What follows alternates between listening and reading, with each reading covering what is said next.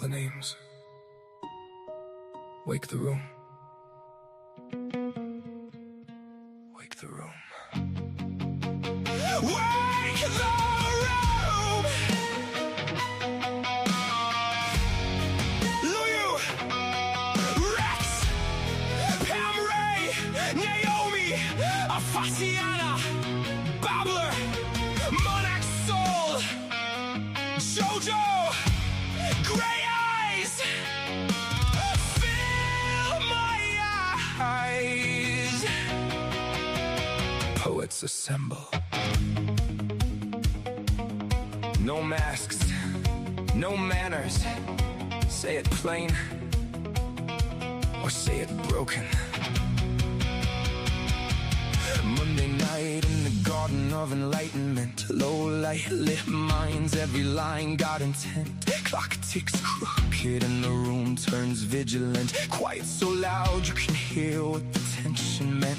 Then it slips after midnight, manners get murdered. Nice little masks get cracked by a word or a murmur. Twisted Tuesdays twist truth till it turns on its heel. Clean cut faces go strange when the dark gets real. You can feel that shit, that slick little slip when the grin stays sweet, but the eyes don't sit. Like the room grew ribs, like the walls grew ears, like the hush got hands and it's pulling you near, and the words don't rest, they press. Put a heel on the chest, leave a dent in the breath. Every line like a knock from the back of the brain. Like you came in one shape, you won't leave the same. Late night poets, where the room leans in, where the sharp gets shown and the soft don't dim.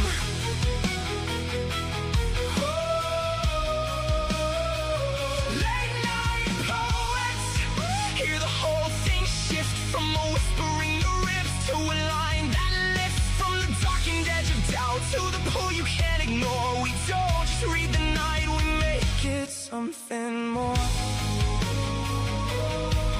Say it plain, say it broken.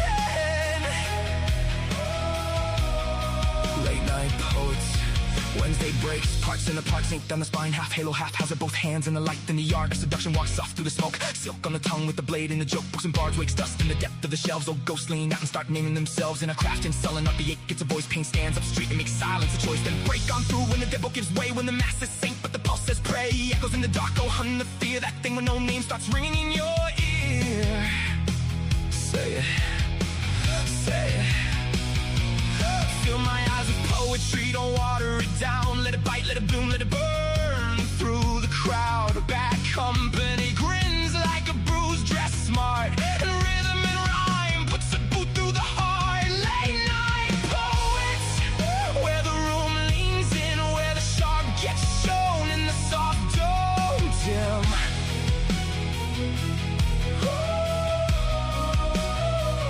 Late night poets, hear the whole thing shift from a whisper in the ribs to a line that lifts from the darkened edge of doubt to the pull you can't ignore. We don't just read the night, we make it something more.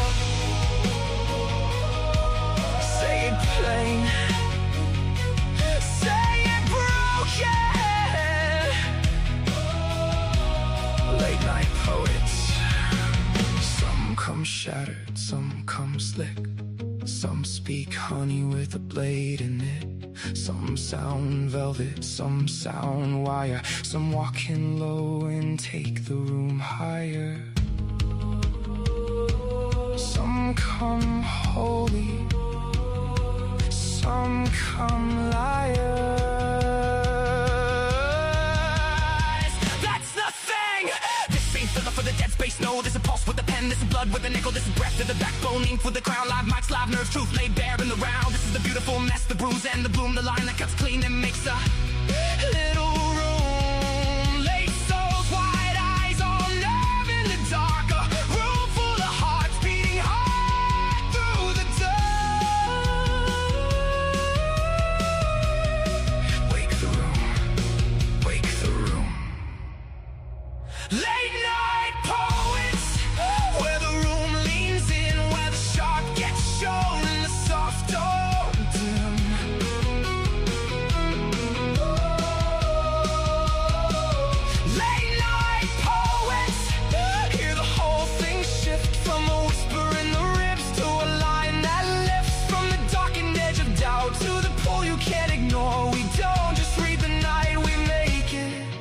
something more. Late night poets, when the clock slips past polite, we tell the truth. LNP, we love you.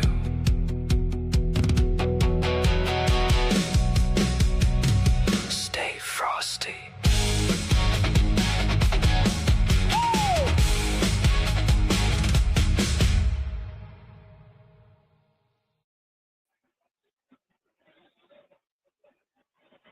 Hello, world. Happy Monday. You're listening to The Garden of Enlightenment with Luyu Wild Dove, Gray Eye Smith, and Harmony Rodka.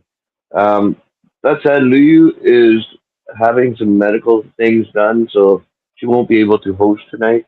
So it will just be myself and guests, and Zach, of course, or aka Harmony Rodka.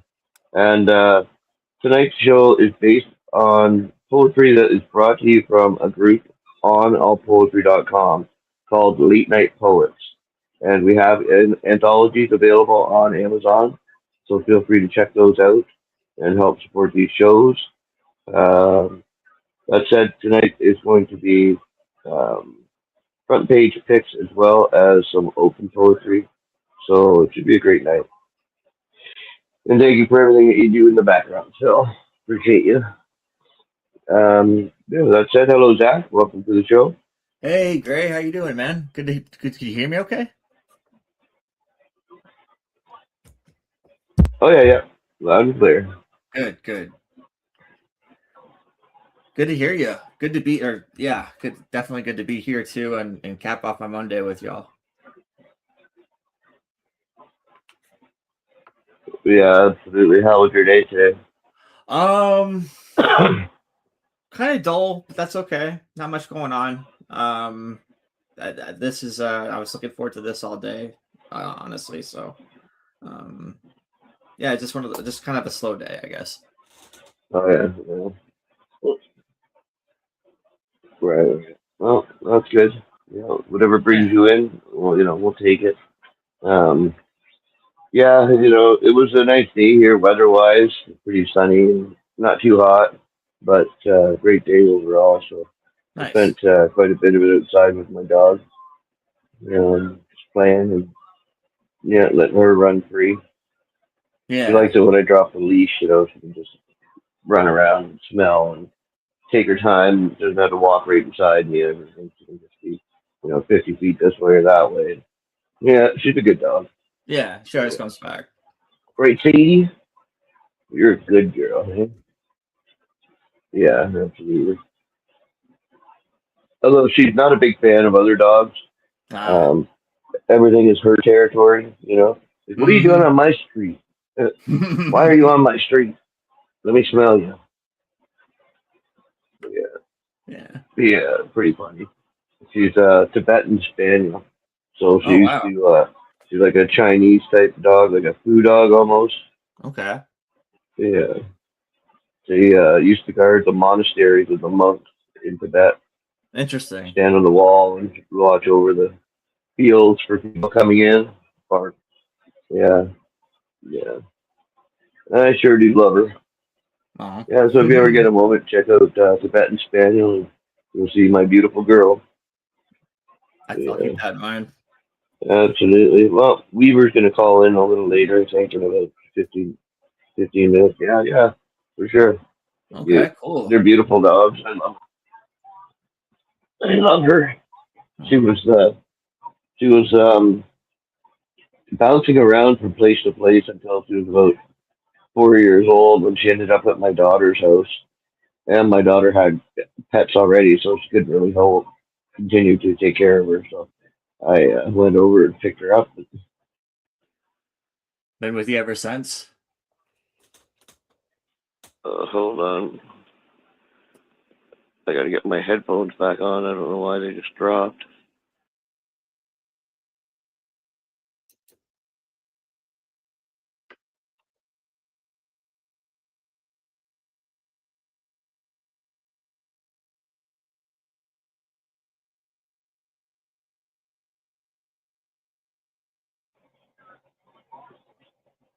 Can you hear me, Zach? Yeah, I can hear you. Can you hear me okay? Okay, good. Yeah, yeah, yeah. My Nice. headphones disconnected. Bluetooth is a bit finicky sometimes. It is. It's that whole wireless thing. It's very imperfect setup system. Yeah, yeah, Yeah, exactly. not reliable. No, no. But I mean, they can follow turtles and whales around their world for years on end. So I Hmm. don't know. I guess it does have its benefits for sure. Definitely. Yeah. But But that said, I'm going to post the first poem to the group here, and here we go.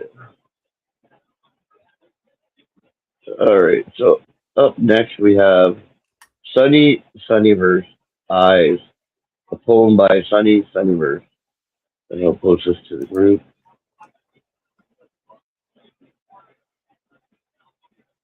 Oh, come on, page. There we go. All right. So I'll give the first one a read here, and it goes like this: Eyes.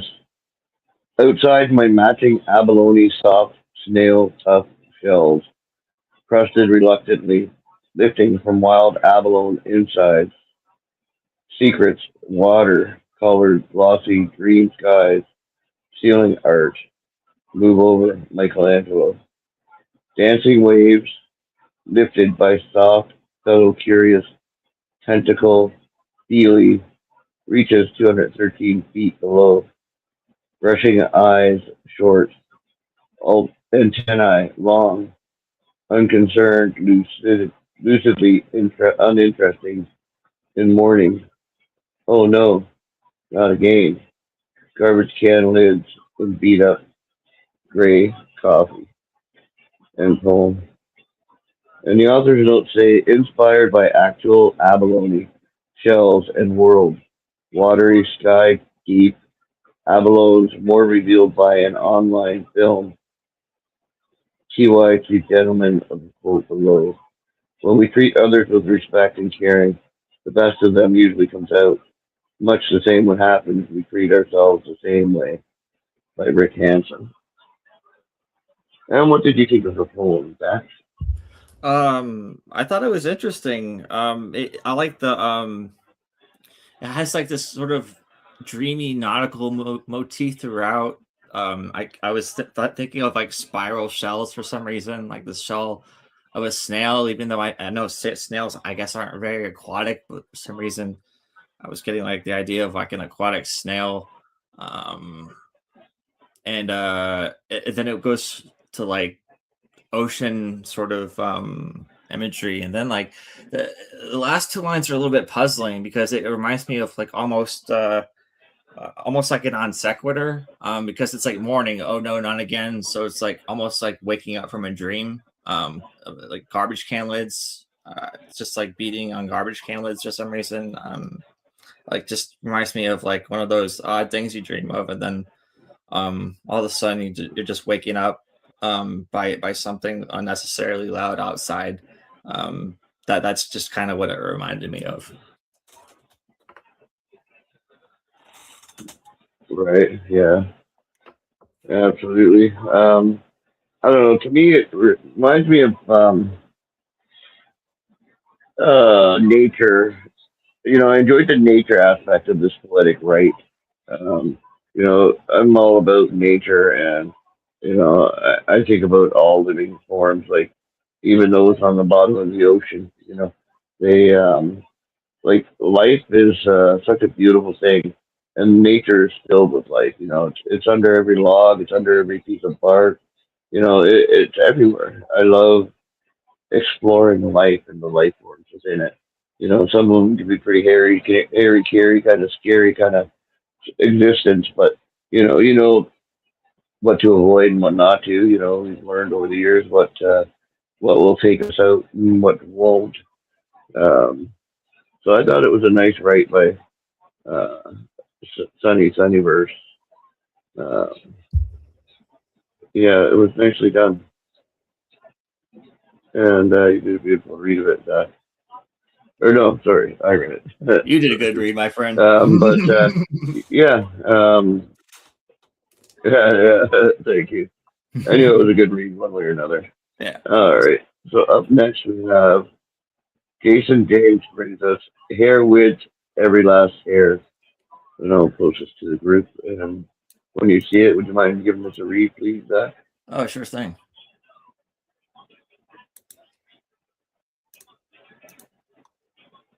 Okay. Like having my aura brushed, a gentle just a bit off the skin, rustling the hairs, making them stand on their ends. Energy, electric, or run through that on my head. Long and soft, stroke, tongue on my Oh, beard. oh, oh, Uh, oh, oh, oh, sorry. I'm sorry. That ended up on my page, so that poem's already been read on my show on Saturday. So I'm going to okay. put up another poem, and if Gotcha. you wouldn't mind reading that one, I'm sorry about the confusion here. Oh, no I don't know worries. why it clicked onto my page, but here we go. Uh, All right, so the next write is up, and it's called "After the Tide" by teacher Kevin Poland. okay. You left your mug on the windowsill. For weeks, your thumbprint held the light better than the glass. Rain gathered in the chipped rim, cold enough to sting my fingers. I drank it anyway. The house learned your silence. Floorboards settling where your weight used to answer mine. Outside, the tide worried the same black stones again and again until they shone. I still carry your name like seawater in my sleeves, heavy, salt cold, impossible to pour away. End poem.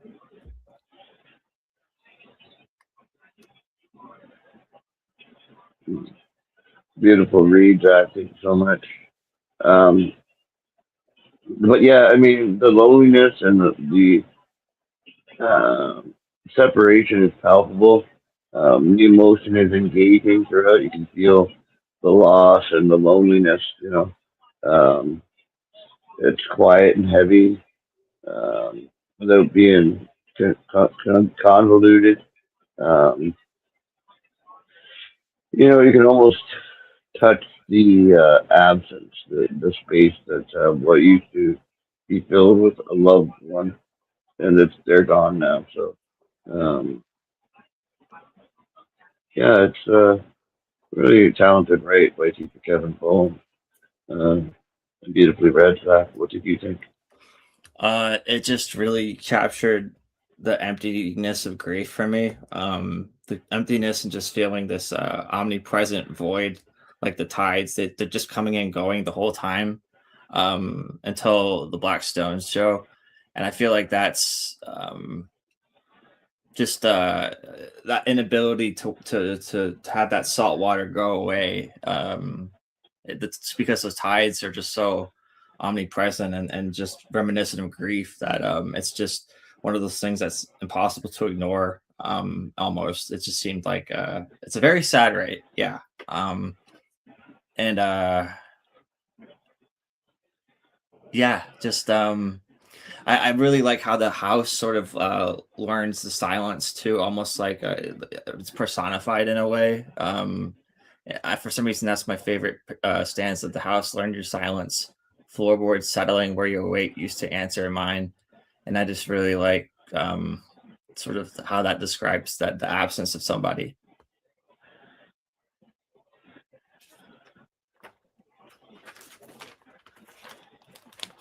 Right, yeah, no doubt.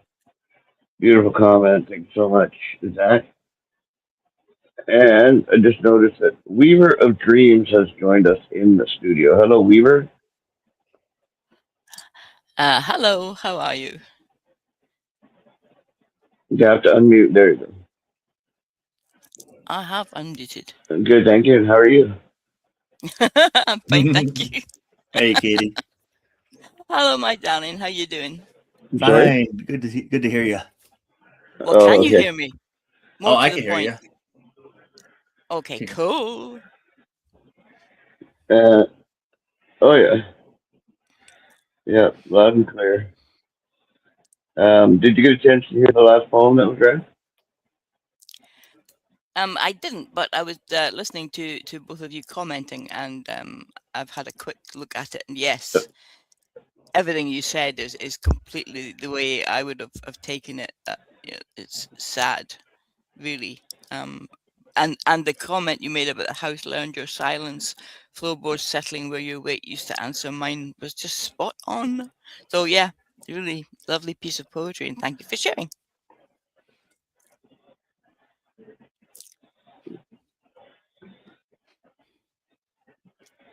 Absolutely. All right, I'm going to put you to work straight away. Weaver, if you would mind reading An Outlier Reined In, a poem by Three Verse Agate.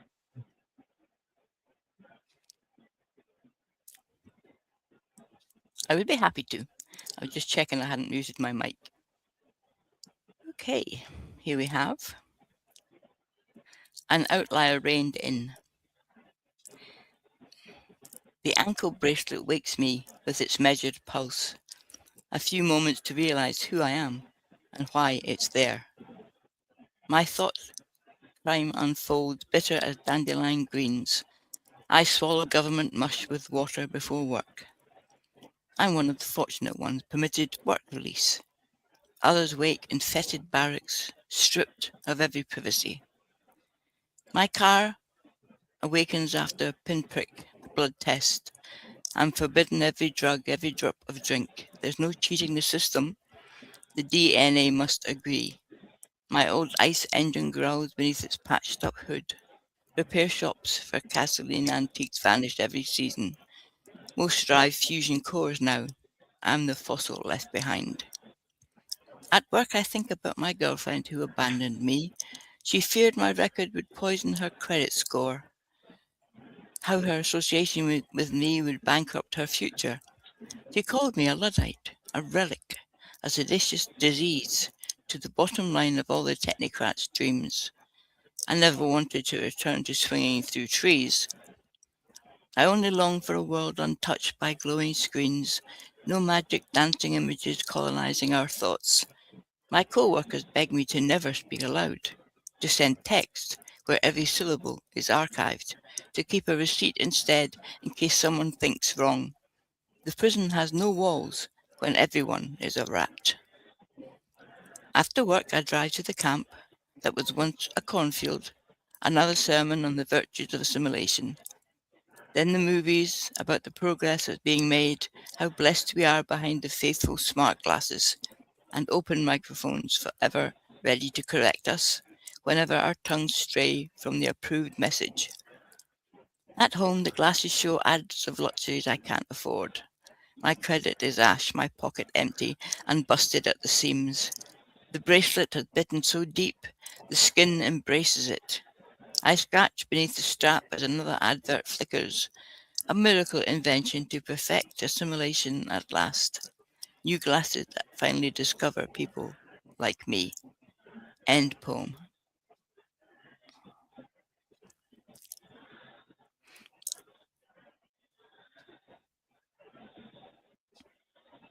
Wow, beautiful read, Weaver.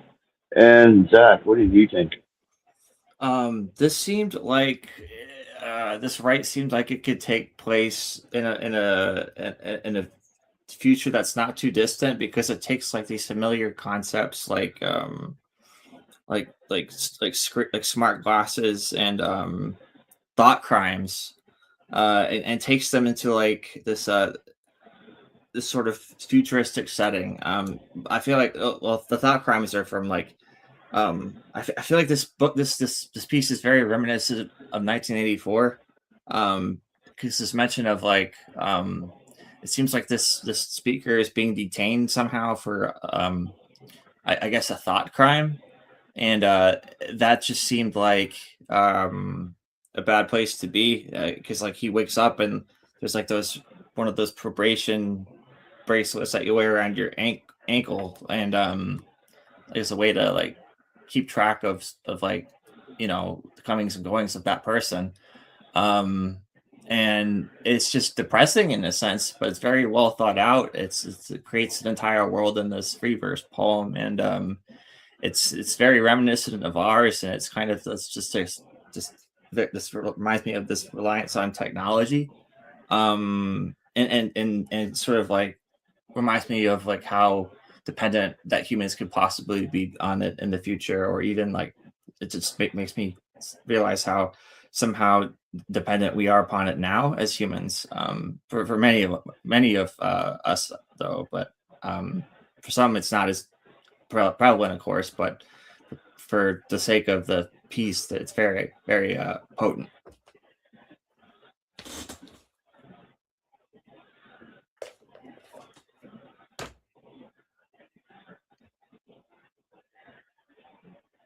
Yeah, absolutely. It definitely has a 1984 vibe. But when you said that, I realized I was going to say a 2024. I don't know why, but I had 1984 or 2024 in my head. But yeah, great comment there. And Beaver, what did you think? Oh, such a well-written poem. And I agree with everything you say. You can see the picture itself is perfect for the way the poem's been written. There's a poor soul with the anklet on. It's the little touches, it's the little things that make it seem so possible and real and very close to us in our future. There's no cheating the system. The DNA must agree. My old ice engine growls beneath its patched up hood. And then I missed the first lines, the ones I was talking about. My car awakens after a pinprick, the blood test. I'm forbidden every drug, every drop of drink. I mean, that is just so cleverly worked in to show you what this dystopia really is like. Wow. And then you have the bit about the bracelet has bitten in so deep that the skin embraces it, and I presume he means it's growing around it or in it. Ugh. Wow. Very sad, very well written. I'm really impressed with this. So, thank you so much for sharing.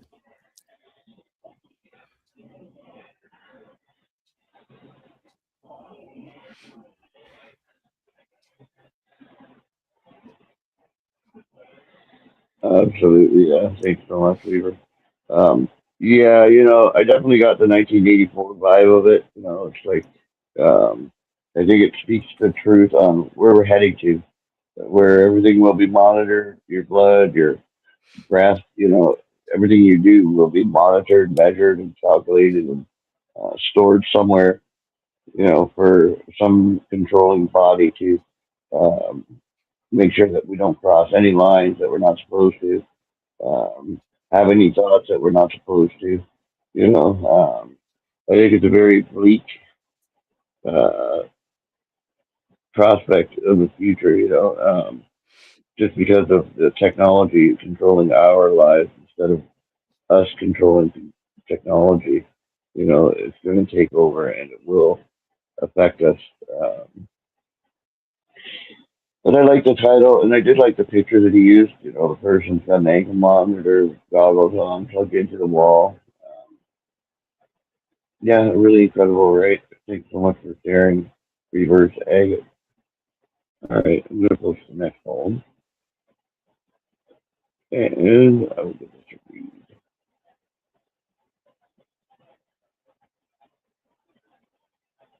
Oops, shoot, I forgot to put the other stuff on there. Anyway, all right, so this is Joseph Kushner, brings us Rows of Wire.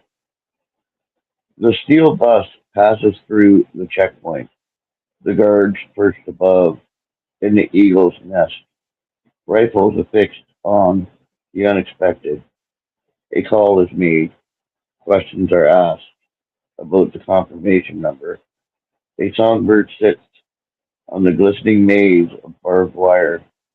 A response is given, and the prison bus is waved through. Shotguns point out as it travels to the main compound. End poem. What did you think of that? Definitely kind of a brutal brutal sort of right. I mean, from the title, it's Rows of Wire. It's kind of how the piece feels in a way, because it's so the imagery is not only it's like metallic and a very rough sort of place, abrasive. It appears like this the setting is almost like this compound with like an eagle's nest, so it's like they're like a prison camp watching who's running to and fro, um like it's almost like there could be a crosshairs at anybody at any given time, because I mean there's like guns that are being like trained on like people, and it's just kind of unsettling. It's just not a good place to be. But I mean, I feel like there are places like this. It's just kind of a brutal right, and for some reason I like that. Despite all of this, there's like a songbird that sits on the glistening maze of barbed wire. So it's like, despite all this savagery, there's still like a little bit of nature there, but it's just a little tiny bit that doesn't really tip the scales in any sort of way. It's just very, like I said, like a sharp and like brutal right.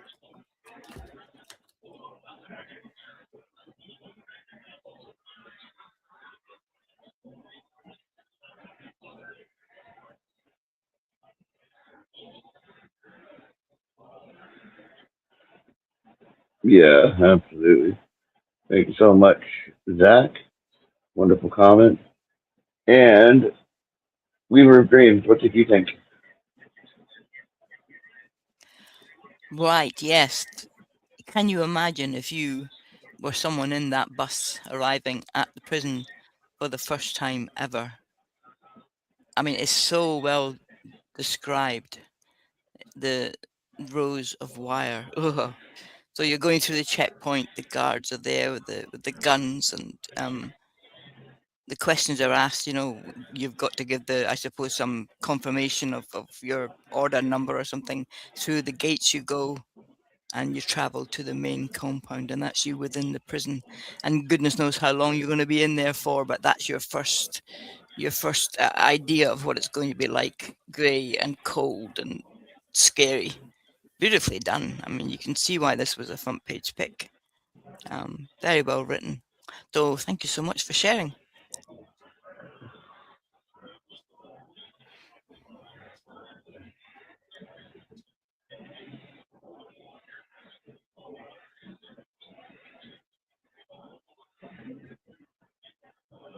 Absolutely, yeah.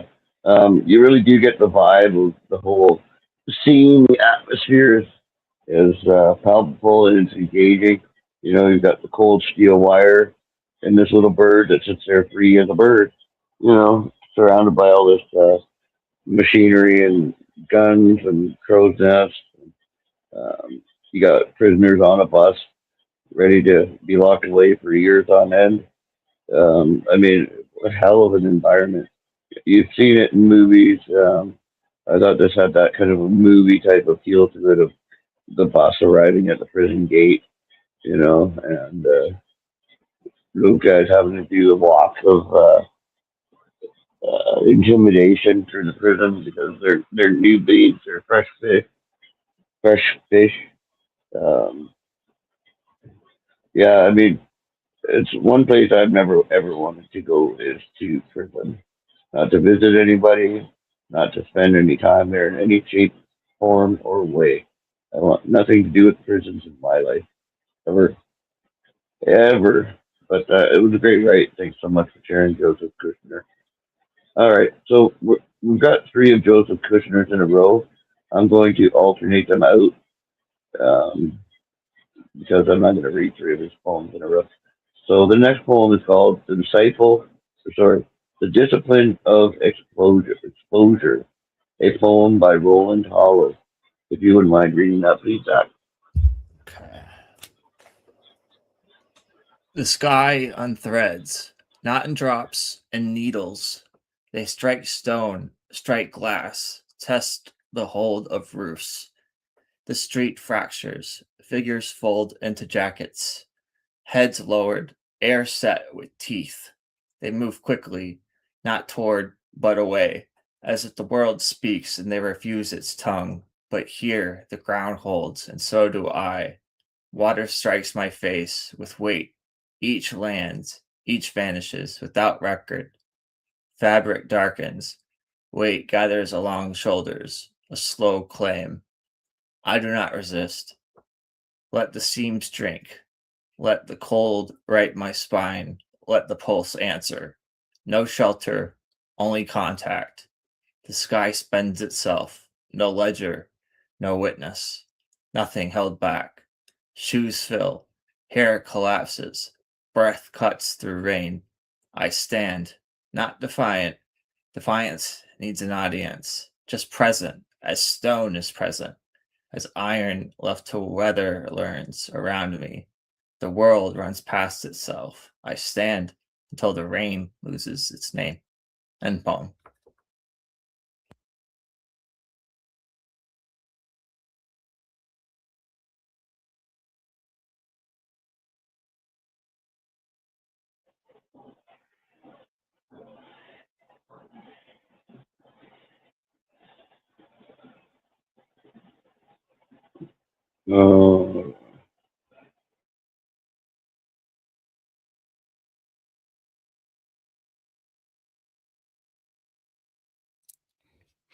Uh, You're on mute, Gray.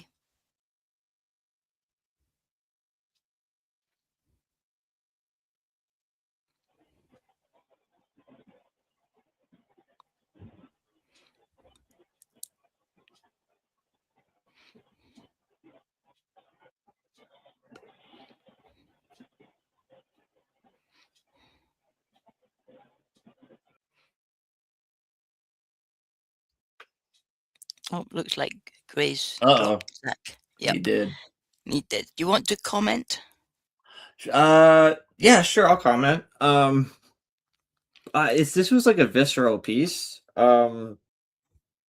Visceral in the sense of like being pelted by rain, in like a very sharp way. I felt like just being like, uh, it's a different kind of rain. Like some rains are some rain is like kind of just um kind of like bigger than others. This is kind of like a needle like grain, so it's very sharp in a sense, and it's almost like it could be maybe sleet in a way, um, but it's very like it kind of soaks the skin. I could kind of like feel it soaking because the fabric's darkening, so there's like a definitely a coldness to this, and it's very like I said, visceral, and I could feel like it's almost like a cold rain for sure.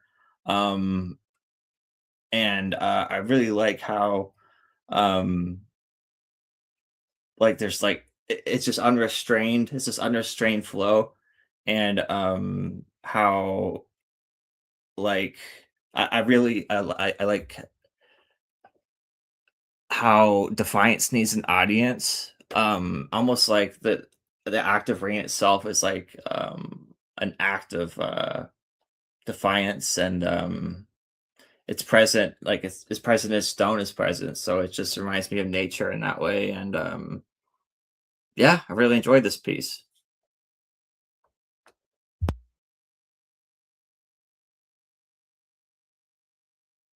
uh, fantastic comment, Zach.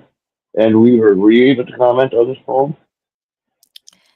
I haven't yet, but I can certainly do it now. Okay, sure. Okay. Yes, I enjoyed this a great deal. There was so much to this. It became more than just rain, more than just a grey sky. The sky unthreads, not in drops, in needles. Wow. Have you felt that? Have you ever felt that sort of really cold, cold rain that strikes you so? And it is. It feels like a really cold needle. It's it's a strong rain, and then it goes on from there and becomes a even more more like a storm than just rain. it becomes a statement, more or less. I'm here, and breath cuts through the rain. I stand, not defiant. Defiance needs an audience. This is very well written. I really enjoyed it. This takes that element of really cold, painful rain to the nth degree. So, yeah, very well done. Thank you for sharing. Beautiful comment, Weaver. Thanks so much. And Zach, you did a beautiful job of reading that poem. But um, yes, I felt that stinging rain that feels like it's cutting into you straight to the bone. You just want to get out of it. You want to escape it, no matter what, no matter how. You don't want to be in that because it's so piercing and so striking. But I like the whole atmosphere of this, right? Water strikes my face with weight. Each lands, each vanishes without record. Fabric darkens, weight gathers along shoulders. A slow claim. I do not resist. Let the seams drink, let the cold rate my spine. Let the pulse answer. No shelter, only contact. You're not running to get out of that rain. You're just standing there defiantly. Um, although defiance needs an audience, so I really liked it. I stand in the rain. I stand until the rain loses its name, and you find yours again. Is what I'm getting out of that because you have to. Sometimes you have to suffer in order to expose the real you, to bring out the truth in you. Um, so I thought it was a beautiful write by Roland Hollow. Nicely done. Alrighty, grab the next poem. And this is by Joseph Kushner. It's called Follow the Trail. Post it to the read. And when you see this, Weaver, would you mind giving it a read, please?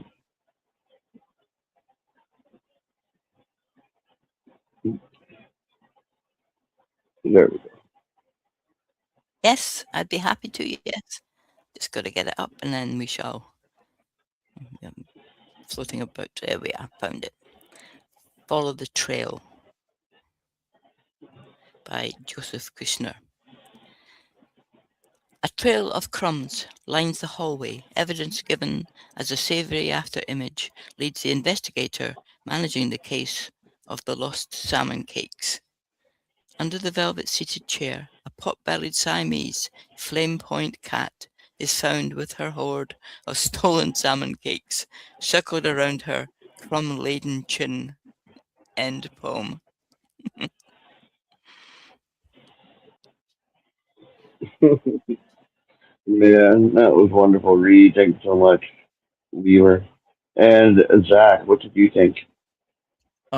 Definitely an amusing piece. It has this like sort of this mock tone of like being a detective tale. It's not really a detective tale, but nonetheless, whoever lost the salmon cakes is kind of pretending like it's almost like what the case of the missing salmon cake. It just seems like kind of silly that way, and I like how like the speaker knows really who the culprit is almost right away. It doesn't take really like rocket scientists to know that it's the Siamese cat. It's really obvious, and I just like how surreptitious the Siamese cat is, trying to like hide all these stolen salmon cakes, and it's I mean, clearly the winner is the cat. I just really like that whimsy. It's a whimsical sort of piece.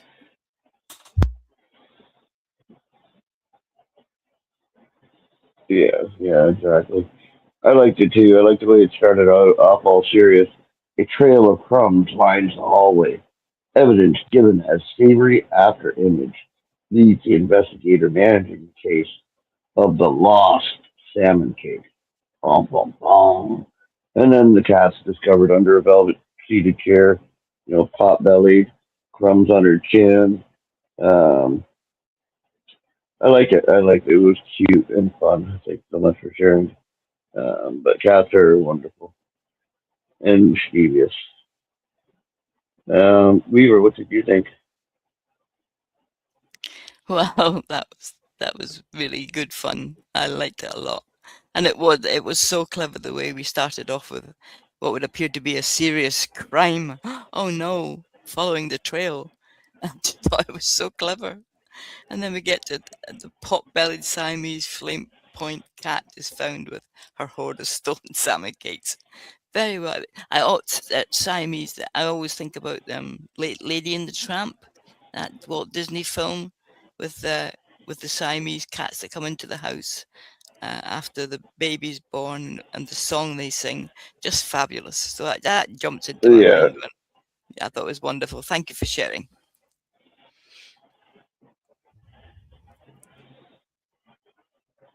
yeah, no doubt. Thanks so much, Weaver. Fantastic comment.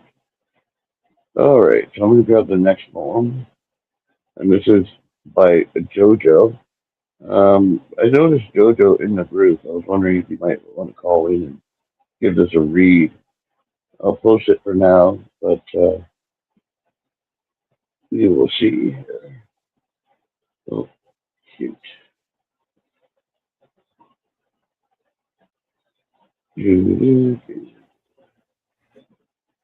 It looks like Jojo's going to be coming to visit. Busy Hello. dying. Busy dying by JoJo. Yeah. All right. Hi, everybody. Sorry, I was Hello, like JoJo. searching amongst. I have like 1,000 windows open. I couldn't find the StreamYard. So, all right, this is what busy dying. Okay. No worries. Right. Yeah. All right, Awesome. Thank you so much for calling in to read it. all right. Busy dying by JoJo. They called it correction because the signs improved. He did not test the door, did not curse the count, did not make them write anything extra. Paper followed trouble. Trouble followed noise. He had learned to give them neither. He rose when counted, worked where assigned, ate the slop he was handed. Most nights, he returned to the room they said was his and sat on the bunk with one shoe still on until the pipes started their knocking. The guards wrote no incident. The doctors should have known better. On the PET scan, the adenocarcinoma sat high on the right, small, but lit where it should not be. The doctor said uptake.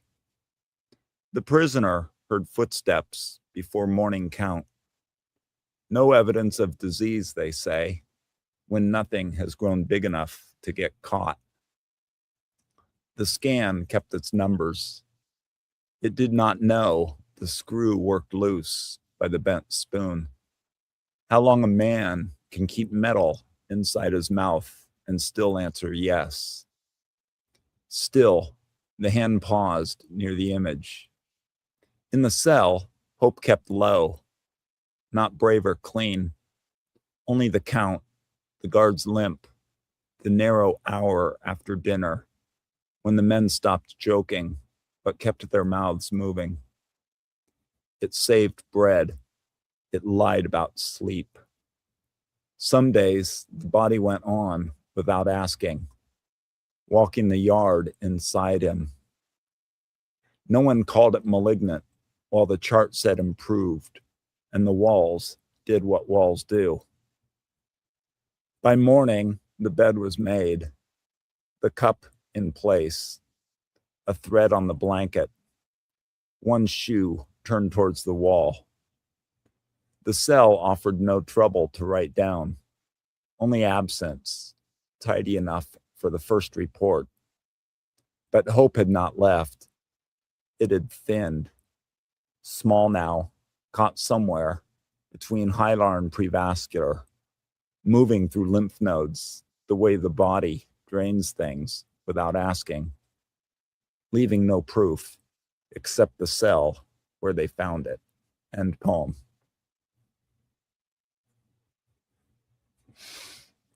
Ah.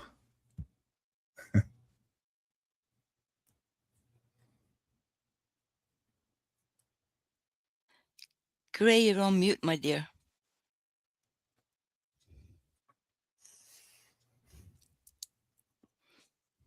Or he fell asleep. There he is. Oh, shit. Exactly. No, I'm here. Oh my goodness. But that was a deep write and a beautiful read, Jojo. What did you think, Zach? Yeah, I thought that this piece just kind of reminded me of a little bit, I mean, including the title, really, of a little bit like the Shawshank Redemption, you know, that Stephen King quote, get busy living or get busy dying.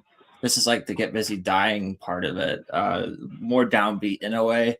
Like this is like almost depressing because the main character has cancer and is essentially living out their sentence and with this cancer, with this tumor that's I guess there's this sense of irony throughout the piece. Like they call it correction because the science improved, but I mean, is it really correction? Because like some of the lymphatic treatments are just so deteriorating to the body. It's just it seems like a paradox sometimes, and it's just a human piece because it just seems to me like what really do you do to like any of the general population that has cancer? Like what do you do then if like you're in prison and you get cancer and there's really your defenses are just depleted at that point, and so is hope, and the hope is dwindling in this piece, and it's very depressing that way, and it just kind of it takes the question of what would happen to a human, like how much does it take for like how to withstand in a way, and it's just it's kind of gut wrenching.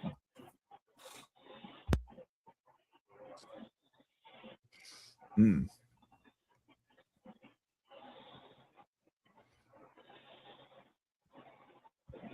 Yeah, absolutely. Thanks so much, Zach. And Weaver, what did you think? Oh, so powerful. I mean, really, I cannot imagine. Luckily, I suppose I cannot imagine how that must feel. And I love the correlation between cell and cancer cell. It works together so beautifully. You can imagine sitting there, not trying not to cause any problems, trying not to be noticed, but you are center stage when that kind of thing happens. I just thought it was really so well written.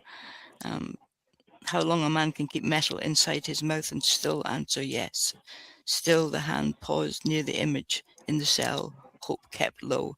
Well, I mean, yeah, you can only just, I suppose, you don't want to hope because with hope there's always a chance of disappointment. So if you just accept everything and just go through day by day, just very sad and very well written. Well, thank you for sharing that.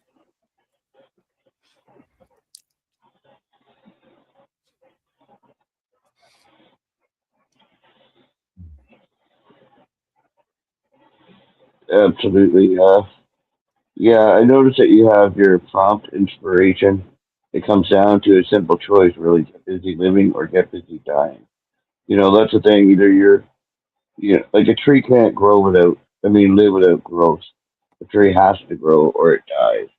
Hmm. And we are all trees in the forest of life, and we need to keep reaching for the sky, keep trying to find more sun, and be in the light, be alive. But this was an epic poem, really. Um, the title kind of threw me off at first because busy dying. Wow, that's a deep, depressing subject. But um, I like the way you played with words. Paper followed trouble, trouble followed noise. He had learned to give them neither. He rose when counted, worked where assigned, ate the slop he was handed. Most nights he returned to the room they said was his. You know, the being in prison has got to be one of the worst things that you could ever do. And I mean, I really like the parallels, throughout with cell and cell, imprisoned and imprisonment. Um, like cancer is a bitch, and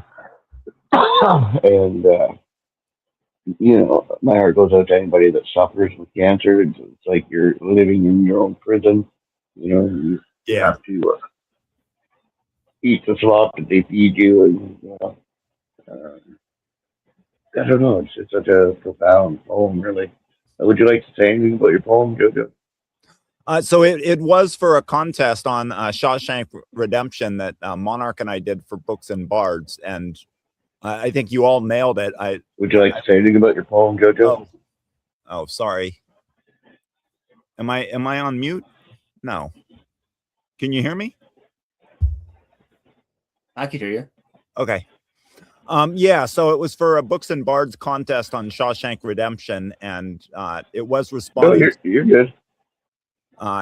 Get busy living or get busy dying. I was thinking, just I've been writing cancer poems for a lot of contests for a few months now, and it occurred to me that there is this parallel for me anyway between prison, and incarceration and sort of a cancer diagnosis, and also sort of the institutional underpinnings of both, cancer treatment as well as incarceration. So I really was thinking about, that the idea of cancer being sort of a prison sentence, or like a death sentence.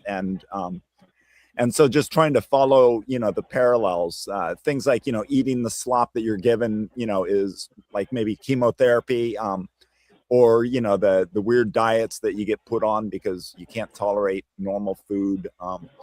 But also, when you're in prison, you don't want to do anything to become the focus of institutional attention, and it seemed like that was similar to not wanting to get any kind of negative test results, right? Like you don't want anything to kind of focus you back on the disease. So it just seemed like there were a lot of parallels, and so I was just trying to explore that.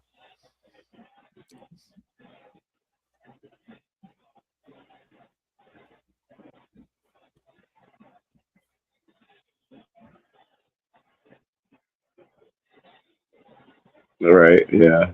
Beautiful job. Wonderful job. Thank you so much.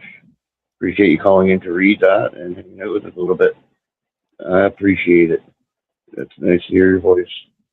But yeah. All right. So follow the trail. Follow the wire. Sorry, I'm just trying to figure out which poem on here.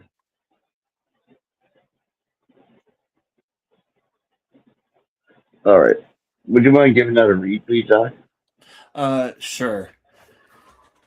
This is Eric Svensson, All That Glitters.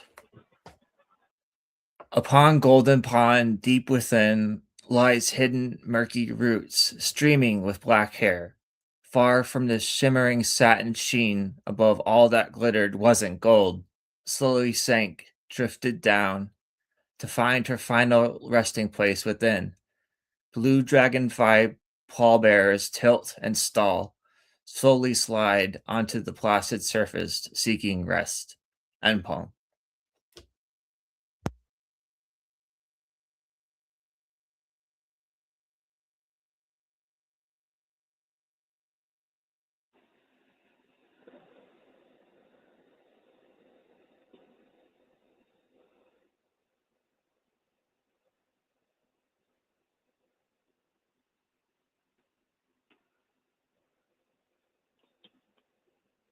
Hello, Weaver.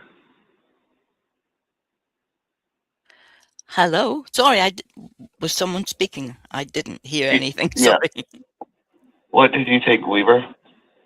Okay. That was weird. Yes, I thought this was so interesting. This was a 50-word brevity, abstract within. So very well written to that prompt. And I love I'm fascinated by dragonflies, but blue dragonfly pallbearers tilt and stall, slowly slide onto the placid surface, seeking rest.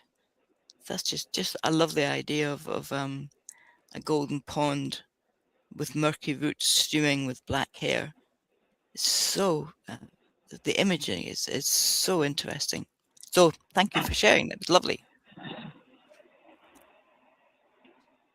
Fantastic comment. Thank you so much, Weaver. And Jojo, what did you think?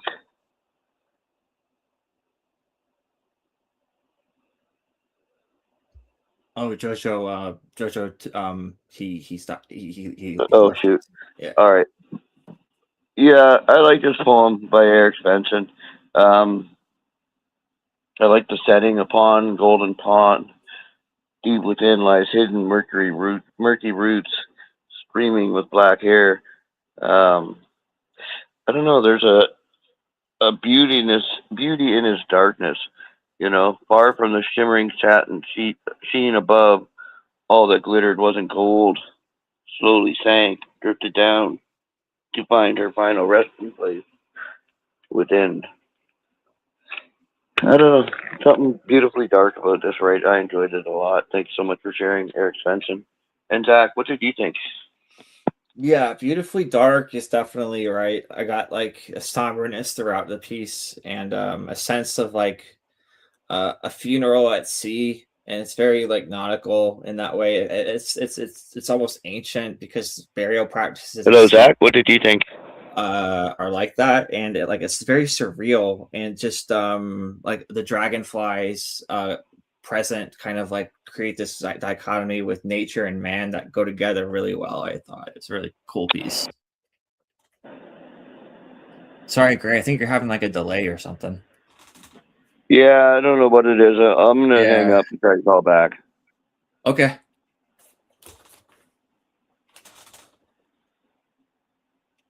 But first, would you give me what you thought? Oh, I just said it. Oh shit! Yeah, I don't know what's going That's on what I with meant this. the delay. That's why I meant the Yeah. delay. Yeah. All right, I got to call back. Okay, bye. Okay. So it's you and I then, huh? Yeah.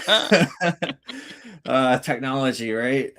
Oh man, I mean, I'm on a different mic because my other mic Yeah. just was going mental. I don't know what was wrong with it. And yet, Any better? well, this is a new one. Can you hear me? Mm-hmm. Is it okay? Is it very quiet or? No, not quite. I can hear you fine, loud and clear.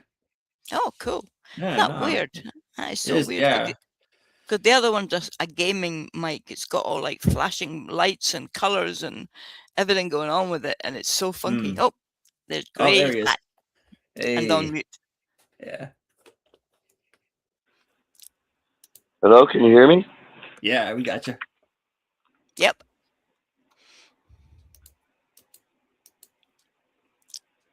Hello, hello, hello. Hello. Hey. A little bit more of a delay, I think.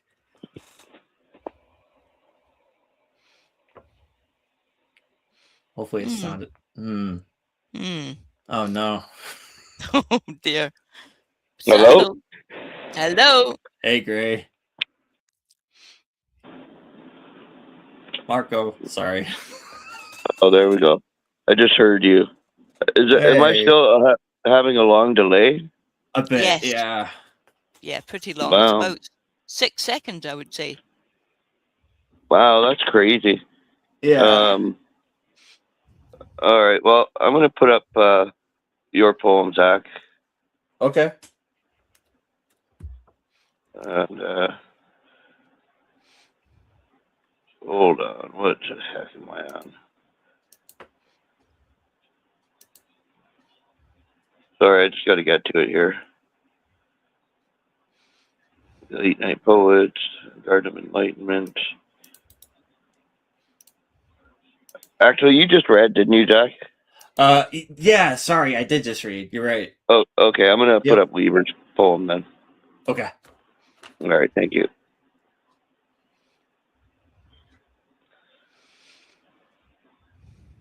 All right, Weaver, we have Vicarious Joy by Weaver of Dreams. Okay, thank you. So, vicarious joy. It is the moment, breath held, when she sees her vision emerge from the block of alabaster, once shapeless. When he types the last word of the novel that he started 10 years ago and slumps with a soft sigh of satisfaction. Watching a young gymnast tumble through the air to land with both feet on the mat, arms held aloft in triumph. The grin on the face of your child who has parallel parked perfectly after 100 previous attempts have failed. This is mudita, the feeling of vicarious joy that lifts spirits, encourages hope, warms hearts with moments like these. End poem. Beautiful read, and I like that word, mudita. Um, so many moments in life are just beautiful, and we share in them, but they're not really ours. We can feel the love and the happiness for the exuberation of those that are celebrating, although they're not our moments to celebrate. We are celebrating them with them, but they belong to those who have parked the car, landed the tumble, um, finished the novel, finished carving a block of alabaster. There's so much exuberance and excitement for celebrating those who have accomplished what they meant to, what they set out to. So I thought it was awe-inspiring, really, um, and beautifully written. An excellent read as well, Weaver. Thanks so much for sharing. And Zach, what did you think? I thought this was a very uplifting sort of right, because each stanza is really this, each successive stanza is really this an uplifting moment in and of itself, and it's a very positive piece. I think I relate most to the honestly the parallel parking the most, because I just recently got my license, so I could sort of resonate with that one quite a bit. Um, and I'm sure that many others who have experienced these sort of moments could sort of relate to that. And I'm sure that beyond this piece, there's other like similar moments of joy that are existing. And I just like that word mudita. I don't know that one. So anytime I learn a new word, I always appreciate that. So yeah, thanks for sharing. Absolutely, and fantastic comment. Thank you, Zach. Weaver of Dreams, would you like to say anything about your poem? Just thank you very much for your comments. Like you, Zach, I hadn't heard the word before either, and I just thought it was a lovely word. So yeah, I enjoyed writing this poem, and it was uplifting instead of my usual dark. So thank you very much for your comments. Yeah, absolutely. It's good to celebrate life. Whatever the celebration may be, whether it's yours or somebody else's. Join in, regale. Express the joy, the upliftingness of the accomplishments. Beautifully done. Thanks so much for sharing again, Weaver. All right. So up next we have Consequences by Vizago, and I will give this a read. She said it before, clear, like a rule written in stone. If you smoke hash, there are consequences. No anger, no confusion, just fact. So when I came home and saw the suitcases on the main entrance stairs, I should have known.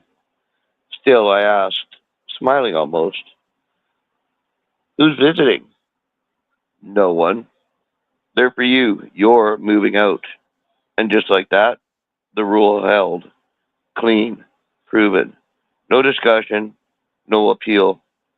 Just consequence arriving exactly as promised. I don't blame her. She told me. But when I was 16, I didn't understand that some rules don't bend or age, or fear, or for the simple fact that you're still someone's kid.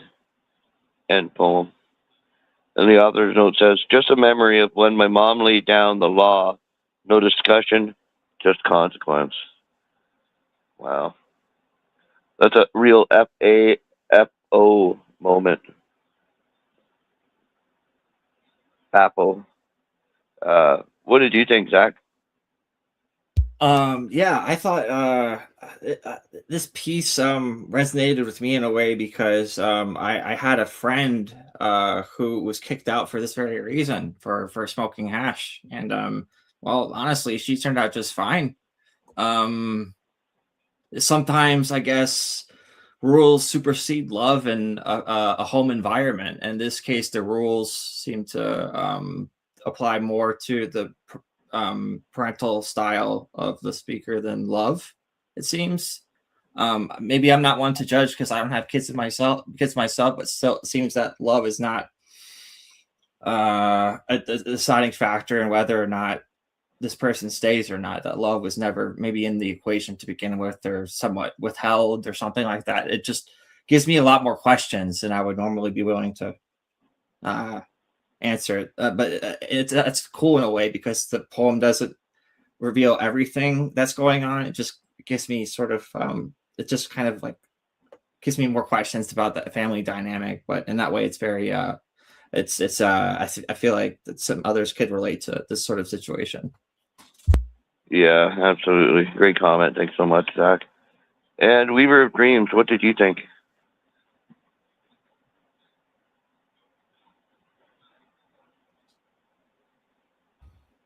Oh, my mic wouldn't unmute. I thought this was absolutely brilliant. I liked the fact that the parent dealt with it in a way that, because sometimes parents keep on saying the same thing over and over and over again, and nothing ever changes because nothing is actually ever done. So this was must have been a very brave parent to say, right, okay, you've got to realize that there is a consequence when you do something, and the consequence at this point is you're out. And that brings it home. That really makes it real. That makes it, I don't have my cozy bed. I don't have my cornflakes in the morning, or my TV, or my laptop, or anything. I'm out. Yeah, that's the way to do it. I'm afraid you're gonna. It's called tough parenting, perhaps, or something like that line. But a lot of people can't manage it. I think parents, or in my experience, parents nowadays, for some reason, seem to want their children to like them. That's not your job to be liked. Your job is to bring your child up to be a decent member of society, as best you can. And children are so difficult, contrary little individuals.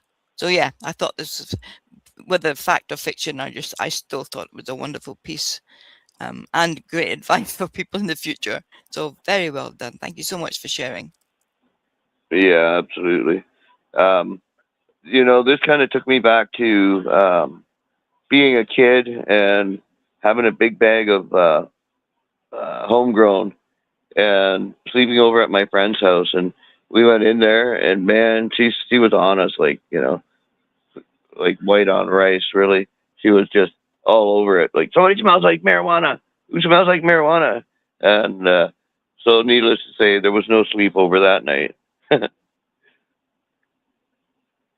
But yeah, I mean, I think he was grounded for a couple of weeks, and we were sent home. So, yep, that's growing up for you, learning the boundaries of life.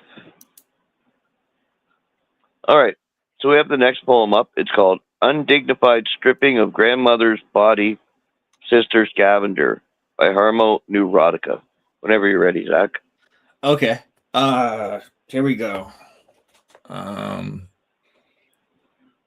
They circle higher than vultures, like hairless rats with wings, hands and feet rubbing together at the thought of others' meat. Large, bug-eyed humans waiting to rip at a juicy fly-blown corpse. Microscope lenses zoom on the struggling ones nearing death. They toiled an honest wage, now near death with age, edging their retirement funds hanging from vines like ripened fruit. A chameleon sister plummets on metal wings, skin blending, hypnotized as she turns emerald, rounding the corner at the sight. Green with the urge to covet her mother's cash, she moved closer. If only she could die faster. Swiping the cash might be easier.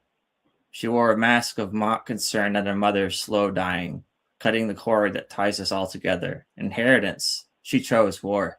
End poem. And Wow. yeah, this poem, I'm just gonna say the author's note real quick. This is about greedy relatives. Fortunately, it's an allegory, and I'm not gonna say how exactly it fits into my life, but yeah, I just kind of wrote this piece as a reaction to some of the life events, and it's unfortunate that people do what they do and loved ones die. That's all I gotta say. Yeah, I mean, can be so parasitic when it comes to a death of an elder in the family. They just want to take everything that they can and leave nothing for any other relatives. Um, you know, I think that they exist in every family. But it's God, the hairless rats. That's quite the image. Um, but a chameleon sister pummels on metal wings, skin blending, hypnotized. She turns emerald, rounding the corner at the sight. Green with the urge to covet her mother's cash. She moved closer. If only she could die faster. Swiping the cash might be easier. She wore a mask of mock concern at her mother's slow dying, cutting the cord that ties us all together. Inheritance. She chose war. Fantastic, right, Zach, and a beautiful read as well. Yeah, it's heart wrenching for sure that this actually goes on every day out there I in the know. world. Yeah. Thanks, Gray. Yeah, yeah, no problem. Would you like to say anything else about your poem? No, I don't. I think that's about it. I think maybe Weaver has something to say though. Yeah, Weaver, what did you think of Zach's poem? Empathize with you. I find funerals and that kind of thing so hard to deal with. And there are these. I have them in my family too. Despicable. But we will always have them. That's the way life goes for some reason. I find it hard, when people gather together afterwards. I don't know what it is everywhere else, but in Scotland, out comes the whiskey and a wee sherry for the ladies. And then it just goes into this long stories about the person, and then the jokes come out, and then people are laughing, and I'm thinking, how can you laugh? I understand it's a way of releasing tension or whatever, but this is not releasing tension. This is just sitting back and having a good time, and that's not what you're here for. But that's just me. I'm old-fashioned that way. I wouldn't be very good. I wouldn't be a very good Irish person at a wake for sure. But I just thought this was so well done, and I could feel your pain. I could feel how hurt you are, and understandably so. But you've got some wonderful images in there, which that first line, oh, as Gray said, that's a good one. Oh wow, like hairless rats with wings. Oh my god, I shouldn't have said that. I just got shivered down my back. Well done, really, very well done. Yeah, thank you for sharing. Fantastic comment, Weaver. Thank you so much. And yeah, thank you for sharing, Zach. That was wonderful. I mean, dark but beautiful at the same time. The way I don't know. There's something so cathartic about writing where you can let all of this out in your words and not have to carry it so heavily on your heart. So thank you, poetry, for that. Thank you, all poetry, for that. Really, I mean, it brought us all together. Yeah. I don't know. There's something so cathartic about poetry. I mean, I was going through a tough time when I found it. It was a way to let out all that darkness and the blues that I felt when I first joined. So yeah, I got through all my tough times, really. Every one of them. wow, yeah, that's great. All right, so I have the next poem up. It's called Prolonged Silence Hangs Suspended by Gary Rubin. And I'll give this a read here. At the doorstep of curiosity, I reach for the ornate brass knocker, banging out a series of Morse code dots and dashes. But it doesn't breed contempt like new technology. It breeds impatience. Prolonged silence hangs, suspended in the air, like a ballet dancer. Your carefully chosen answers are citronella candles. Smoke screen curtains offer low-tech, prickly sticker bush protection. Our friendship sours like a jug of milk. Time is a speeding rush hour car, a lonely driven, lawlessly cruising oxymoron down life's high occupancy vehicle lane. End poem. And this was written for the contest. Anything with a few restrictions. Um, what did you think, Zach? I thought this was an interesting piece. I thought that there was a lot of neat concrete imagery. Some of it was a little bit abstract, but in a way that was still anchored because I felt like this it doesn't focus as much as like concrete imagery sometimes as much as like a moment or like the moment before a moment really because the profound silence that hangs suspended. It's like almost like the moment between or the moment like that happens right before you must make a choice because like I felt like there was a profound choice that the speaker was making at this doorstep. I don't exactly know where this door leads, but there's like a strange way of knocking, like almost like a secret knock that the speaker uses, like Morse code. But it's more impatient than like reminiscent of new technology, and then like that kind of hangs in the air a bit because the door is not opened in response. So that's kind of like it kind of breeds disappointment in a way, and yeah, it kind of I don't exactly know what to make of the rest of the way it progresses, honestly, because it's kind of it goes like to almost like a surreal offshoot of like speeding down a high occupancy vehicle lane, which I don't know exactly what the connective tissue is, but maybe if I gave it another read, I could figure that out. It was a very interesting piece. Yeah, to me, it speaks of a friendship going sour through modern technology, ignored messages, etc. And I like the use of the door knocker as the ornate door knocker as a communication tool. You know, it used to be you'd go and knock on somebody's door, they'd answer it, but banging out a series of Morse code dots and dashes, but it doesn't breed contempt like new technology breeds impatience. um, when you text somebody and they leave it on red, you can tell that they've read the message and they're not getting back to you. That's one of the most frustrating things that I think modern people have to deal with is knowing that somebody's read your message, your communication with them, and they've chosen to just ignore it and ignore it and ignore it for hours on end. And, you know, um, but I really enjoyed the smoke screen curtains offer low tech prickly sticker bush protection. Our friendship sours like a jug of milk. And then I like also time is a speeding rush hour car, a lonely driven lawlessly cruising oxymoron down life's high occupancy vehicle lane. Yeah, I mean it's a different thing to keep a friendship going in today's modern world for sure. Wow. And sorry, who hasn't commented on this? I haven't. Oh, would you mind, please? Thank you. Certainly, sir. I would be happy to.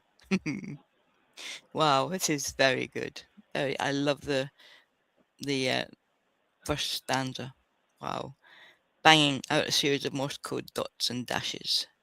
And it's true, yeah. You can't read the contempt you can with new technology, with the emojis and things. You just sound impatient. You're not actually getting your message across. And again, you have that prolonged silence hang suspended in the air. So yes, I thought that was a brilliant thought that you had about that, great, about messages not being answered but left to hang in prolonged silence, and they've read it but they just haven't got back to you. Oh my goodness me. I mean, I'm not on Facebook or anything at all these days, so I don't have any of that kind of problem. I think I probably make that problem for other people. But yes, friendship is a very difficult thing to maintain, and especially if it is a cyber friendship, because just the wrong couple of words can make everything seem so wrong when it wasn't meant, or whatever. It's not an easy thing. So yes, I thought this was very, very clever, right? And I enjoyed it a lot. So thank you for sharing. Absolutely, yeah. Thanks so much, Weaver. Fantastic comment. All right, so I'm going to grab the next poem here. And I'll post it to the board as soon as we get there. All right. So, do we have two JoJos? Yeah, we do. I didn't realize we have another JoJo. Is he still with us? Maybe we could ask him to call in and give his another read. I'll skip it for now, but Yeah, JoJo. he says he's available. Okay, great. Yeah.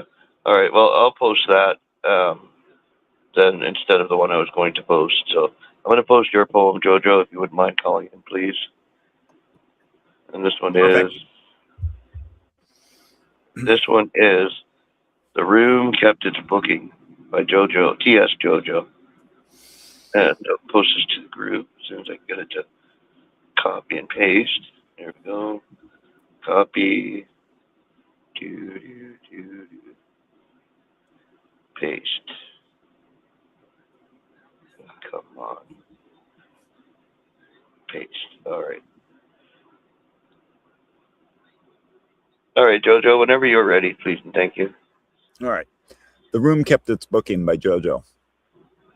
You ended it in August, and the room kept its booking. The bed was made too tightly, sheets tucked hard under the mattress. I stood there with the kettle on, doing our pretense badly. Too much water, not enough flame. The grate smelled of last night's smoke, damp kindling, and the small brass shovel. I lifted it once. Black dust, a burnt match, a twist of peel. No reason for the peel. That was the worst thing, the peel. Small, orange, with one bright edge still refusing the soot. I put it back. I shut the fire guard too hard. In the garden, the table stayed out. Breadboard, knife, the blue plate with the crack through it. The cheese had sweated under its cloth. The butter softened. A fly kept coming back to the jam as if sweetness had survived us. You would have laughed. In the guest book, your married name carried on as if the hand were only late. Lovely fire, good bread, quiet room. Thank you. Milk. The last word was milk. Nothing holy about it. Just milk. Leaning right, the K gone thin where the pen was running out. I took the book inside. When I found it, there was a receipt pressed flat between September and October. I touched it and made it worse. That is mostly what I do now. I buy brie because you liked brie, and then let it fur in the fridge. The house does not care. Dust comes back on the mantle. Ash settles behind the basket. Something small has nested in the chimney. At night, I hear it shift and think, for half a second, you're turning in the next room. Then not. Then the whole house goes very ordinary again. In March, I found the hamper list in the biscuit tin. Sourdough, cheddar, thick cream. Your thumbprint dark on the paper. Asher butter, I don't know. I bought nothing. I held the list until the corners softened. Outside, the garden table was waiting. Not kindly, not cruelly. Just wet, open, set for two. Ready for whatever could still be pretended. End poem.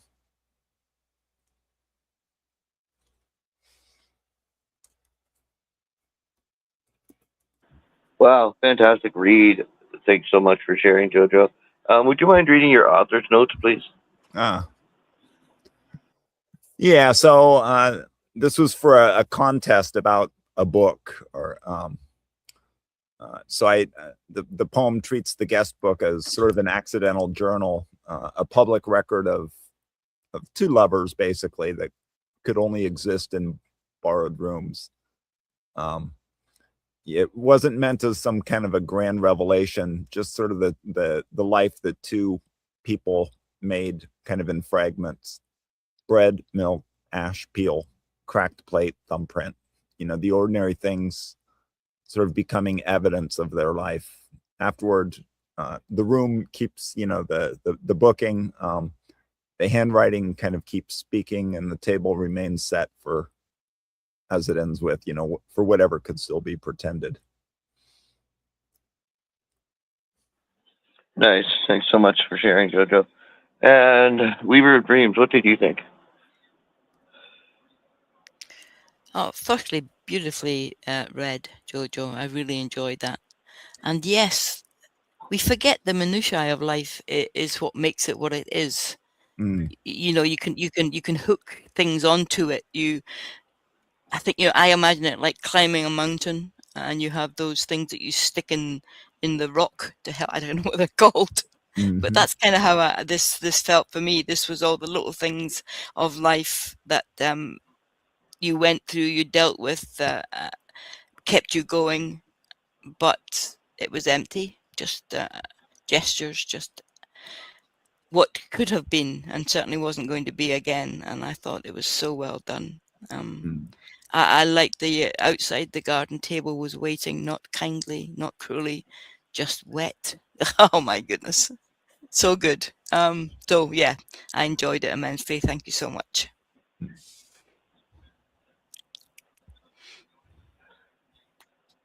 Beautiful comment, Weaver. Thank you so much. And Zach, what did you think? I really enjoyed this piece. I can't get this like sense of melancholy out of it, like this sense of like that the house retains this memory of these two people, but one of them there seems to be an absence of one of them, because like the speaker is essentially imagining all these things that like seems that could have happened or did happen, and it's like the speaker's almost like using what they had, or what they had, these things, these ordinary things, like he's almost rearranging them to recreate the memory of this person that is not there anymore. It seems to me, in a way. And there's like this sense of like no, like not wanting to like no one else to enjoy these things with, so like it's very or like a solitary piece, and it's very sad that way. And it's like the speaker is just like waiting for the cheese, to like fur over in the fridge, and no one else is going to enjoy that cheese with the speaker. And that's kind of sad. And like no one else, like almost like sitting at a restaurant by yourself, that without a companion. This is what that piece really reminds me of the most. Very well done. Great comment. Thank you so much, Zach. Yeah, I mean, the loss and the loneliness is palpable in this, right? I enjoyed the attention to all the minutia detail. I stood there with the kettle on, doing our pretense badly. Not much water, not enough flame. The great smell of last night's smoke, damp kindling, and the brass shovel. And then you could continue on to lift at once the black dust, a burnt match, a twist of peel. No reason for the peel. That was the worst thing, the peel, because It was small, orange, with one bright edge still refusing the soot. I put it back, shut the fire guard too hard. You know, I don't know. There's a scent that comes off of oranges that an oil that you could smell when you had that brought to our attention. But I really like that you put it back and shut the fire guard too hard. You could hear it actually slam. Um, so it was a beautiful write. Nicely, like the ambiance is. I don't know. It's lonely and it's full of loss and it's palpable. Um, but what really got me was the outside. The garden table was waiting, not kindly, not cruelly, just wet, open, set for two, ready for whatever could still be pretended. Wow, that's a heart wrenching right there, bro. Nicely Mhm. done and a beautiful read. Thank Would you you, like to say everybody. anything about your? Would you like to say anything about your poem? I mean, you all pretty much together nailed what I was after. I've just always been really interested in sort of the idea of all of these of grief pieces or grief objects. You know, these things that just contain the grief of of loss, even though they're just things like orange peels uh, or a table, or a receipt or whatever, a fireplace. That they're not being cruel, and they're not being kind. They're just sort of existing, and yet somehow they just maintain grief in them, and so uh, yeah, um, I guess it occurred to me later that it kind of felt a little bit like scenes from what was that Alan Alda movie, Same Time Next Year or whatever, where the two married people get together once a year, and then they don't see each other again for a year, and it just seems like all of those objects in the place, the house where they get together each year, just kind of contained all of the remnants afterwards of their times together. And so it kind of made me think of that when I was writing it. But yeah, you all nailed it. Thank you so much for the great feedback. Absolutely. Thanks so much for sharing and calling back in to read that. Much appreciated. You have a wonderful night, and we'll talk again soon. All right, thank you all. Bye, Jojo. All right.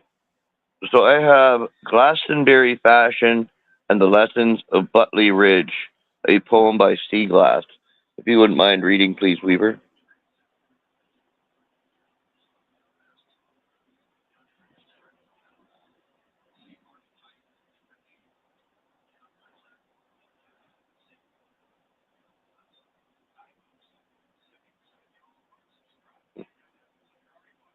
Hello, Weaver.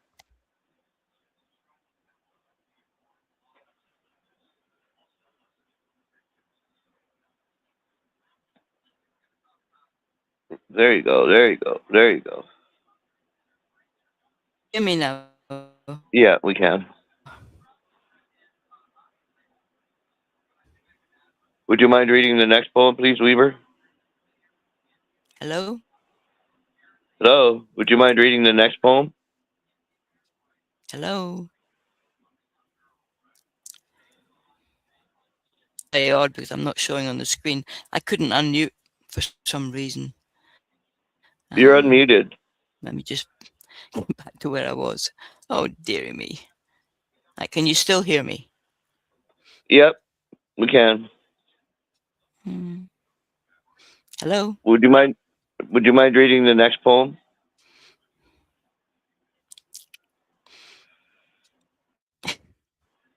Would you mind reading the next poem, Weaver? Okay. You're breaking up to me now. I don't know if you can hear me. I haven't quite got the piece of poetry yet up on my screen. And I've tried to refresh it twice. Just bear with me. Right. Okay.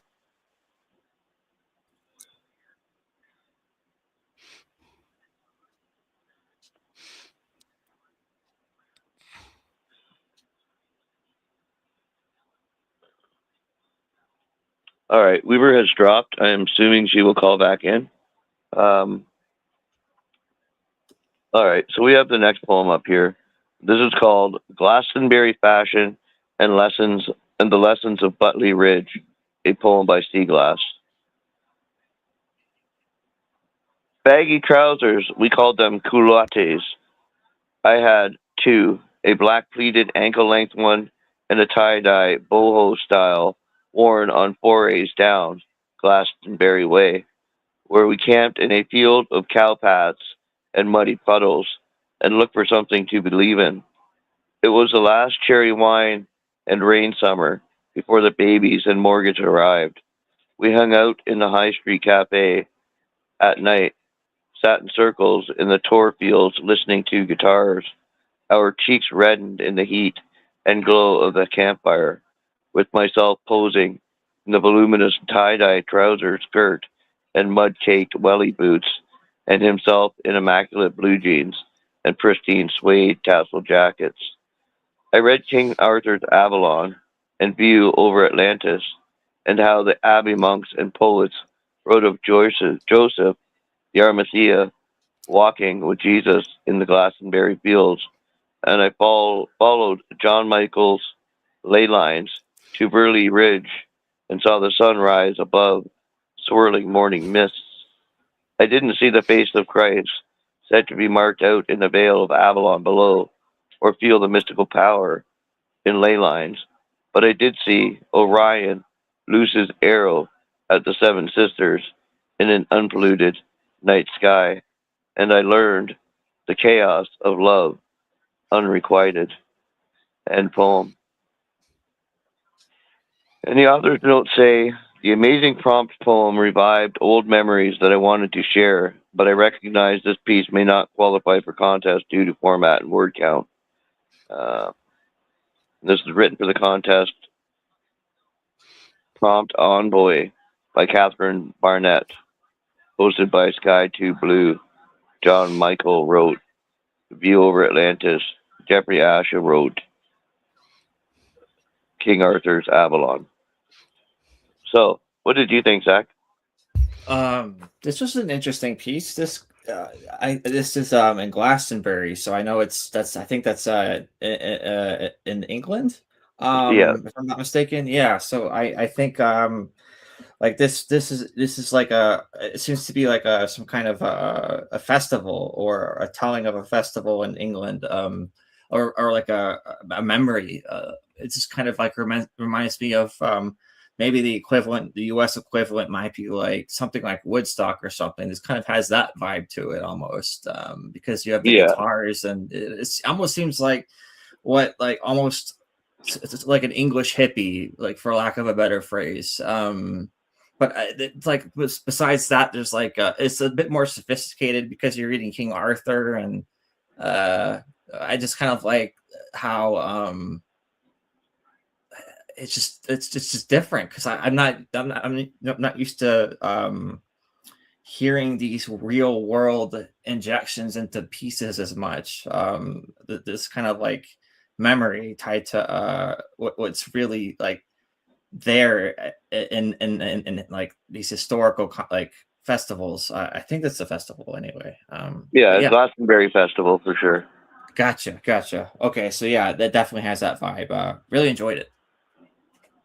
Yeah, absolutely. Wonderful comment, Zach. Thank you so much. And Weaver of Dreams, did you get to hear the poem?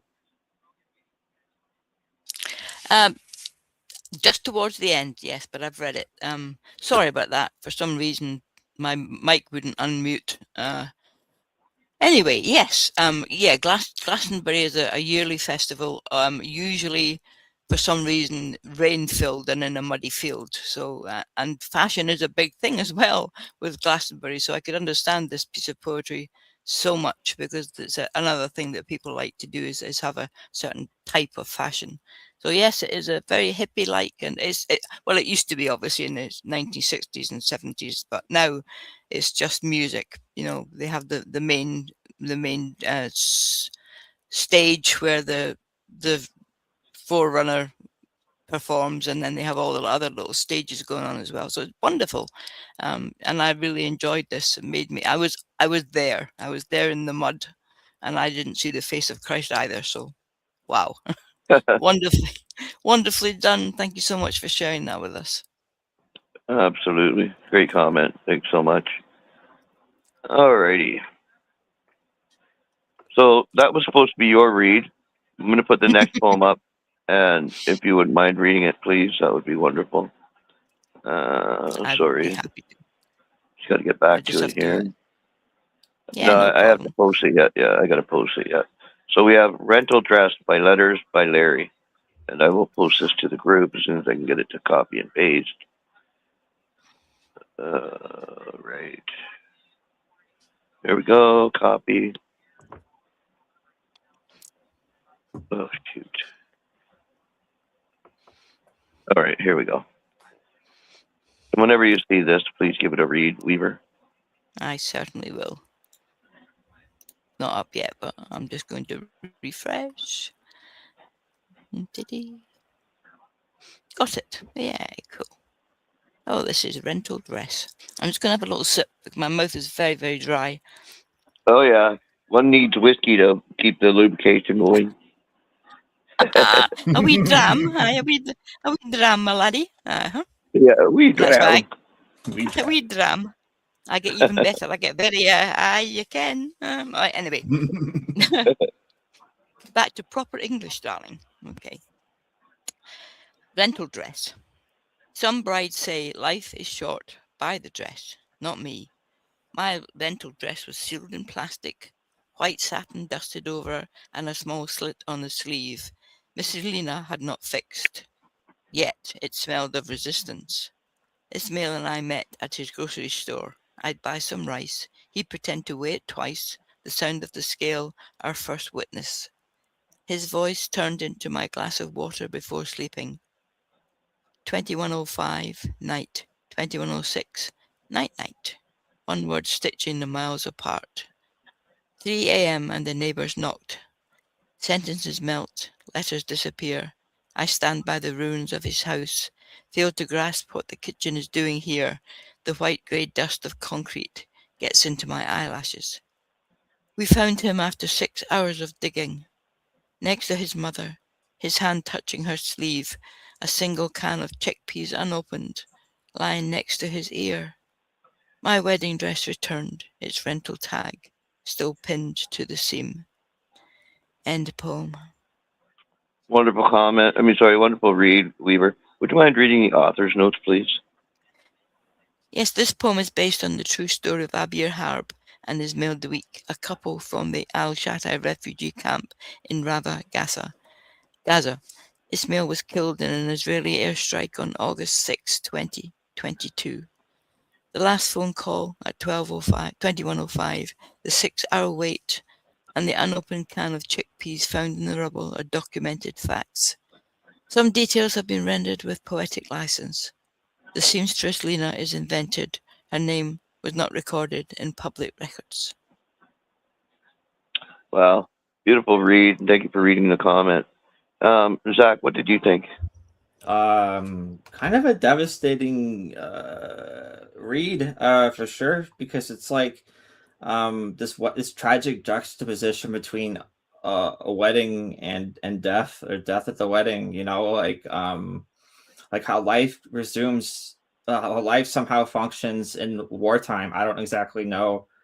That's a difficult thing to ponder, how countries occupied in wartime are more or less still function during wartime. And this is one example of like the jarring sort of nature of it, like how like you could like have this wedding and then like essentially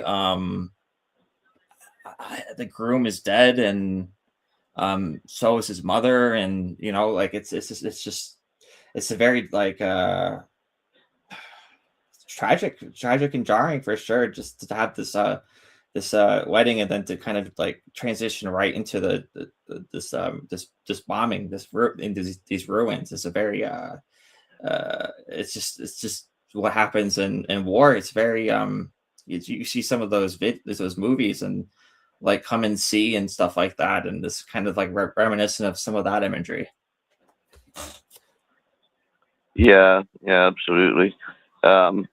It's a heart-wrenching rite. Some brides say life is short, buy the dress. Not me. My rental dress was sealed in plastic, white satin dusted over, and a small slit on the sleeve. Miss Lena had not fixed yet. It smelled of resistance. Um, to liken a wedding dress feeling like resistance is almost kind of an oxymoron because you're submitting. You're giving into to marriage. You're giving up your um, singleness. You're co-joining and forming allegiance with your partner. Um, so you're leaving what most of you behind and becoming a new you. But it's beautiful. Ismail and I met at his grocery store. I'd buy some rice. He'd pretend to weigh it twice. The sound of the scale, our first witness. His voice turned into my glass of water before sleeping. 21:05 night, 21:06 night. One word stitching the miles apart. 3 a.m. and a neighbor knocks. And then while you're standing in front of it, the remains of his house, concrete dust gets in your eyes. 6 hours of digging, and you finally find him with his mother, a single can of chickpeas unopened, lying next to his ear. My wedding dress returned, its rental tag still pinned to the seam. Life, as much as, we think we've got it under control, there's nothing to control about it. It's going to do what it does, and, you have no real control over that. And, you try to guide your canoe, so to speak, down the river, but the currents are going to push you one way or the other, and you can't always control your destination. So, um, I thought it was heart wrenching, right? Really, and beautifully read. What did you think, Weaver? Yes, oh my goodness, this was so well written, and heartbreaking. It's harder, I think, always when you know it's a true event. It's not a story, it's a true event.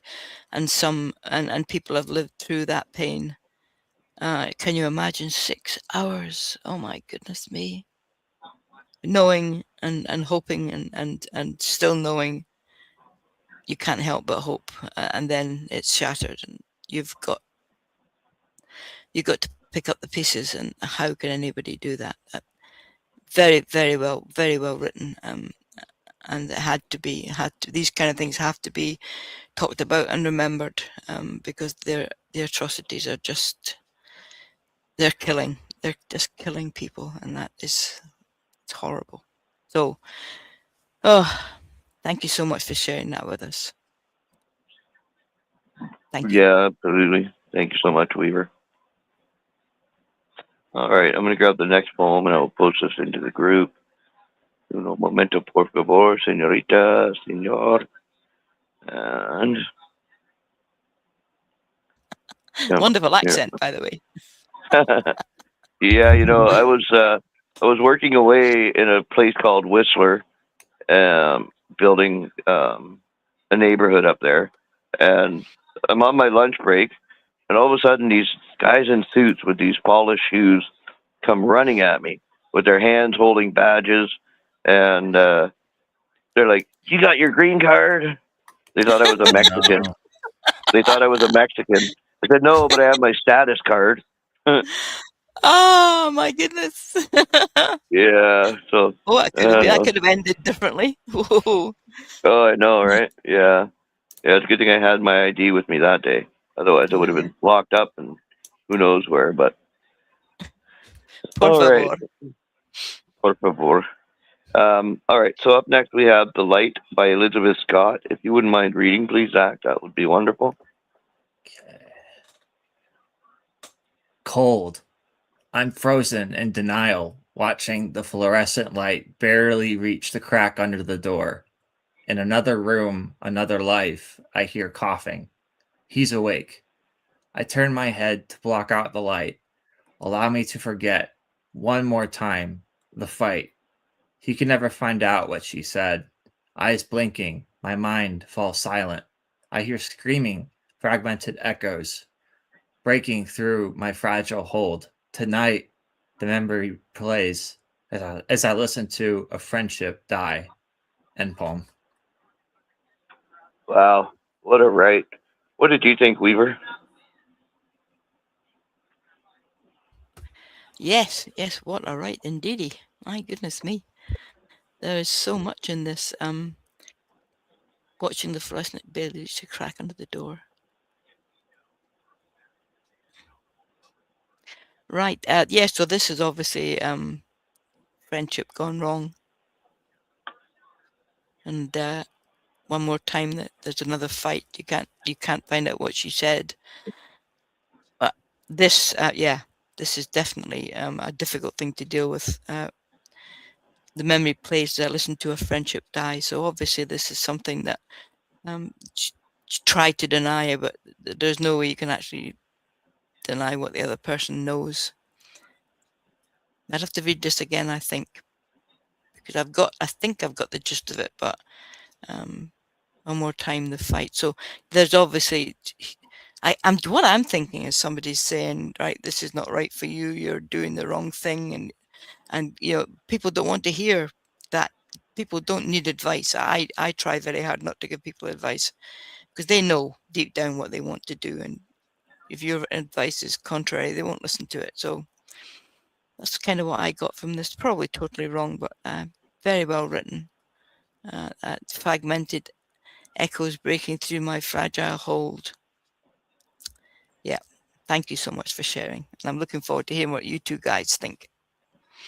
Well, unfortunately, this took me back to a kid hiding under my blankets, listening to my parents argue once more.